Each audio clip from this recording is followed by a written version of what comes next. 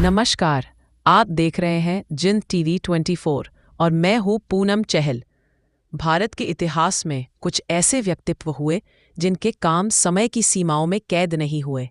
वे एक पूरी पीढ़ी की सोच बदल कर चले गए। आज हम बात करेंगे ऐसे ही महानायक की, किसानों के देवता, हरियाणा के गर्व और भारतीय कृषि सुधारों की सबसे ऊंची आवाज, सर छोटूराम। 24 नवंबर 1881 रोहतक जिले के छोटे से गांव गड़ी सांपला में एक किसान परिवार में जन्म हुआ।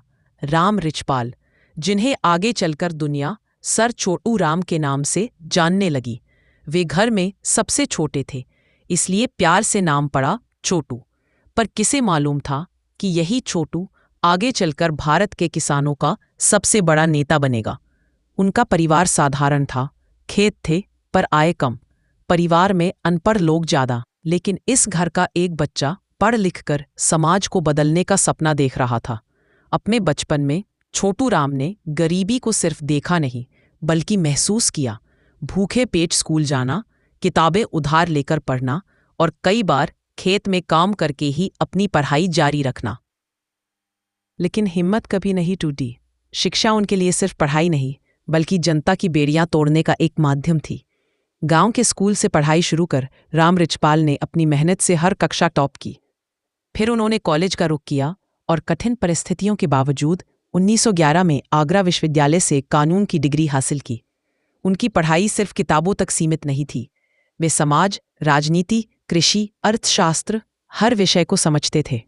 उन्हें साफ दिखाई देता था कि भारत का किसान सबसे ज्यादा मेहनत करता है, लेकिन सबसे ज्यादा शोषित भी वही है। 1912 में उन्होंने रोहतक में वकालत शुरू की, लेकिन उनकी वकालत सिर्फ अदालत तक नहीं थी। उन्होंने किसानों की आवाज़ को उठाना शुरू किया।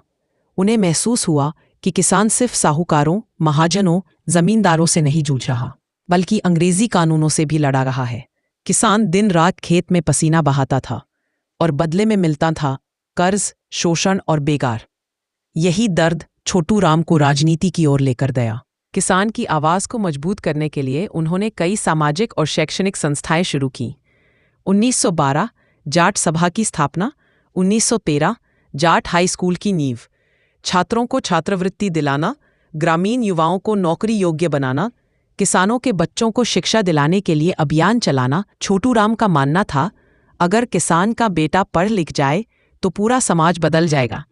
सन 1915 एक ऐसा साल जिसने किसानों की आवाज़ को अखबार के जरिए पूरे पंजाब में पहुंचा दिया। छोटू राम ने शुरू किया उर्दू साप्ताहिक जाट गज़ेट। इस अखबार के जरिए उन्होंने किसानों पर अत्याचार, भ्रष्ट अफसरों की करतूतें, अंग्रेजी शासन की नीतियों का विरोध और किसानों की एकता का संदेश साफ साफ शब्दों में लिखा। ब्रिटिश सरकार उनके लेखों से घबराई हुई थी, क्योंकि वह सत्य से डरते नहीं थे। छोटू राम का राजनीति में आना सत्ता का खेल नहीं था। उनका लक्ष्य सिर्फ एक था, किसान का कल्याण। उन्होंने यूनियनिस्ट पार्टी बनाई, जो किसानों, मजदूरों और गरीबों की पार्टी थी। उनकी राजनीति जाति या धर्म पर नहीं, बल्कि संघर्ष और न्याय पर आधारित थी। उनका प्रसिद्ध विचार था, किसान देश की रीढ़ नहीं, बल्कि देश का भाग्य निर्माता है। सर छोटू राम ने कई ऐसे कानून बनवाए जिन्होंने किसानों की जिंदगी बदल दी। कर्ज माफी कानून 1934, जिसके तहत किसान की भूमि सिर्फ इसलिए नीलाम नहीं की जा सकती थी क्योंकि साहूकार पैसे का शोषण कर रहा है। कृषि उत्पाद बाजार कानून, आज के मंडी कानूनों की नींव छोटू राम ने ही रखी। किसानों को पहली बार न्याय संगत दाम का अधिकार मिला। बेगार प्रथा खत्म, किसानों और गरीबों से जबरदस्ती मजदूरी करवाई जाती थी। छोटू राम ने इसे पूर्ण रूप से बंद करवाया। किसान को जमीन का मालिकाना हक, उनके कई फैसलों से किसानों को जमींदारों के शोषण से मुक्ति मिली।